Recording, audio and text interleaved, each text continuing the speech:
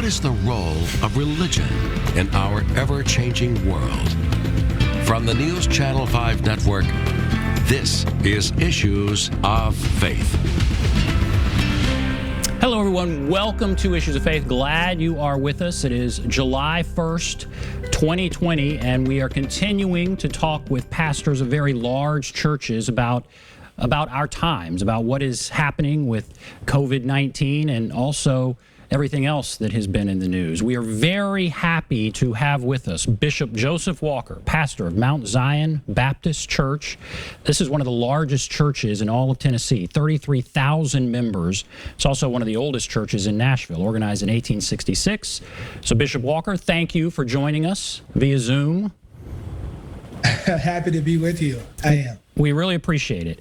So, COVID-19, when are you planning to return to in-person worship? Have you already begun, or when are you planning to do that?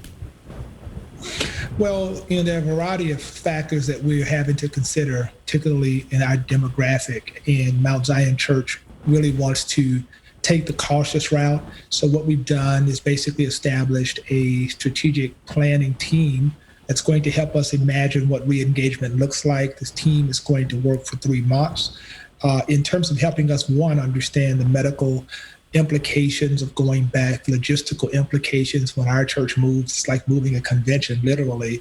So we've got a lot of great folks who work in convention bureaus and hotels, et cetera, that are going to help us understand what the best practices are in those particular venues so that they can advise us on the best way. And so we don't foresee going back, certainly over the next 3 months for certain, but we do hope to have a strategy of re-engagement as we move toward the fourth quarter. So you don't plan in-person worship for the next 3 months at this point. Do you feel pressure? Do you feel pressure to go back? Are you getting, with 33,000 members, are you hearing from members saying, let's get back in, or is everyone in agreement, okay, let's just wait?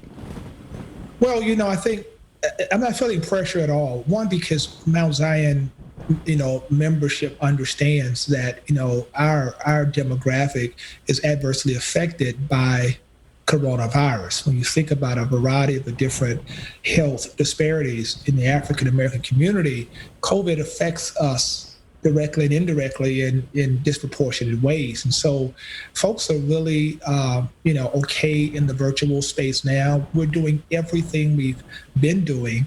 Just the building is closed, but the church is completely open. And so we're still functioning as if though we were in the brick and mortar, but we're able to facilitate ministry to folks and relationships and all those things in the virtual space. Are you concerned that when you do come back, and I know there were some pastors that were worried about this, I don't know how much they talked about it, but are you concerned that when it is time to come back, that fewer people will return, or that giving will be down? In other words, people will be so comfortable worshiping online that maybe they won't return to in-person worship in the numbers that were there before. What do you think about that? Well, not at all. Not at all, actually. See, one of the things that we've tried to do, Mount Zion, we've tried to be a student of this virtual space. We were 7 years ahead of a lot of churches, and we've taught a lot of churches how to engage in this area. And I say that to say, the virtual space was actually occurring pre-COVID. There were people who were already watching church online and were comfortable with that platform, et cetera. So you're going to have a group of folks who are always going to enjoy watching it online because of their work schedule or just because they don't like, to be in the physical space. Then you're going to always have those folks who need that fellowship, need to be connected with other folks. And so I really believe that once this is over, there may be some initial apprehension in terms of a vaccination and making certain that the protocols and things are in place to support folks who come. But I don't think that we're going to see a downturn in terms of folks engaging back to the physical space. Only those ministries that have not reimagined what it looks like to be more innovative and creative as we go forward. One thing is certain, we cannot go back to the way we've done church post-vaccination as we did pre. We can't. So are you saying, when you say 3 months, are you saying you may not go back until you have some sense of a vaccination? Is that what you're going to wait for? Yeah, I think it's important, right, because for instance, there are a variety of things that, even our team now, my wife is a physician and, obviously, the science is at the front of that for her. She's asking a lot of questions and making us think through a lot of things, right? You have to think through, in most of our churches, who ushers, right? Ushers are the first point of contact. Most of them are 60, 65 years old. So automatically you've got a problem because they're going to be at risk. Someone comes in without a mask, without covering. If you don't have protocols in place, you're putting your entire usher ministry at risk. Then we hear issues about choirs who are singing, 100 people sung in a choir without masks, and then all of a sudden 80 of them got coronavirus. How do you distance that? We have 3 locations. We're blessed to have that, but we move masses of people. So what are the protocols? Cleaning the sanctuaries between worship. Where will people sit? How will you deal with the bathroom situations? What will you do with sanitizing stations? How will you deal with the children and youth? All of those things we're thinking through. And so for us, we're not as anxious to get back as we are careful in terms of planning the appropriate strategy of re-engagement, because we believe it has to be sustainable. What we don't want to see happen is what we're seeing happen in states who were anxious to get back, opening up businesses, and now the corona spiked in their states, and now they're having to curtail those, initial plans and regroup again. We don't want that. When we go back, we want to absolutely make certain that our folks are safe, folks who love Mount Zion, who come, have a wonderful experience and don't have to worry about catching coronavirus. Churches have certainly been an area of debate. Have you been frustrated or concerned, or whatever word you choose, with churches that have wanted to get back really, really quickly? Do you think there's some that have not taken it seriously and maybe have wanted to get back too soon? What about your concern about that? Yeah, I think I understand as a pastor. I do understand some of the reasons why, which are very legitimate reasons why some of those churches want to get back. I don't know if I would call it a level of frustration. I think in my estimation, I think it would be, it's important for them to kind of have more information, because when you go back, I'm not concerned so much about those churches going back. I'm concerned about who works for those folks who go back. I'm concerned about, what are those, when those folks leave that sanctuary and they come back into community, who's going to be put at risk as a result of that particular act, and is it worth it? So to me, I'm weighing all that together, right? You've got a person who has a business, he goes to worship, he thinks nothing of it, they're in worship, he comes, he's got, 15 employees, 6 of them come from my community.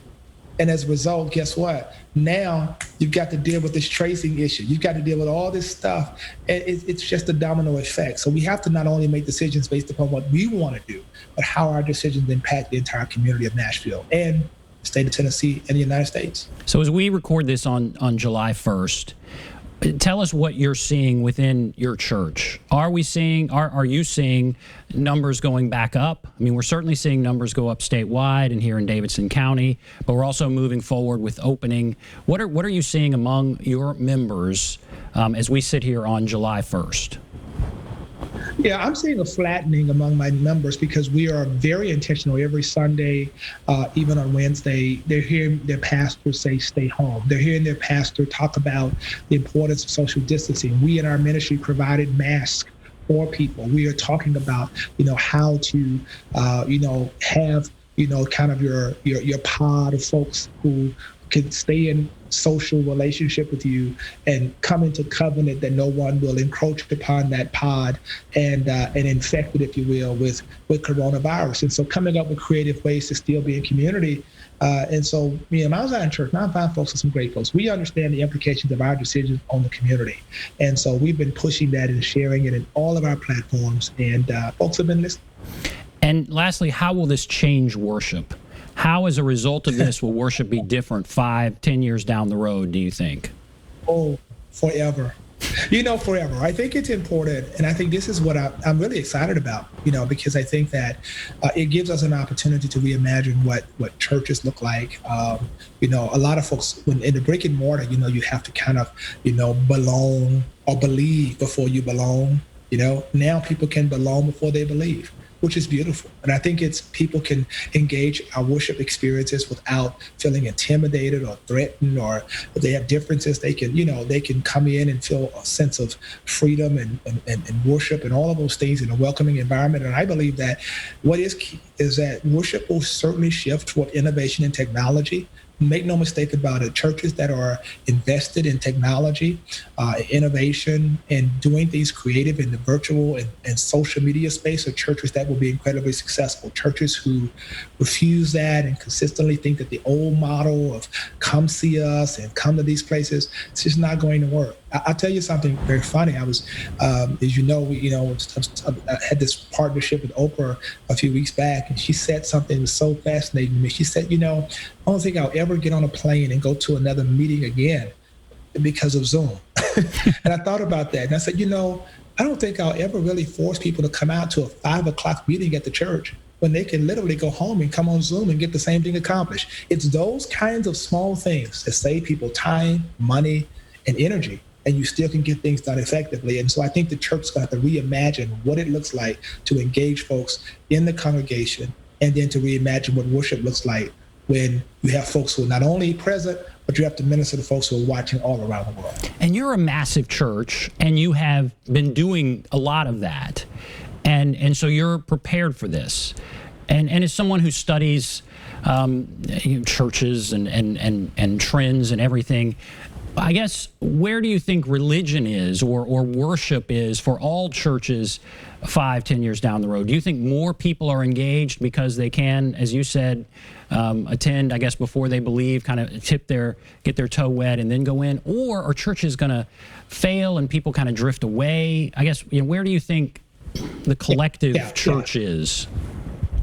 Yeah, well, I think it's the New York Times did an article about a third of churches may not survive this pandemic.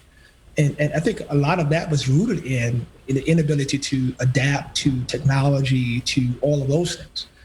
So I think that what we saw pre-coronavirus, I think the cynicism and skepticism around religion itself, I think that what coronavirus has done is caused all of us to kind of reflect upon our own lives, our own mortality, our own, future and family and all those things. And I think people are going to be looking for churches that are open-minded, willing to have the tough conversations, willing to provide ministry for all people, non-judgmental spaces that really provide empowerment for the entire family, and people who love everybody. And so I believe that's who we've been in Mount Zion and who we want to continue to be. And, as a multi-generational, multicultural ministry, we have been blessed to do that. And I believe the future looks bright for churches who are open to that. I think the things that will be turnoffs of, orthodoxy and dogma and all of those things that have, denominationalism and all those things that have divided us. I think the time now in our culture is for unity. It's for us coming together and just loving people, man. We're all trying to work this thing out together, One of the great divisions now in our culture is over race, and we're having a major conversation about that all across the country, certainly here in Tennessee. We're going to take a break, come back, and talk about that. Take a break. Be back right after this.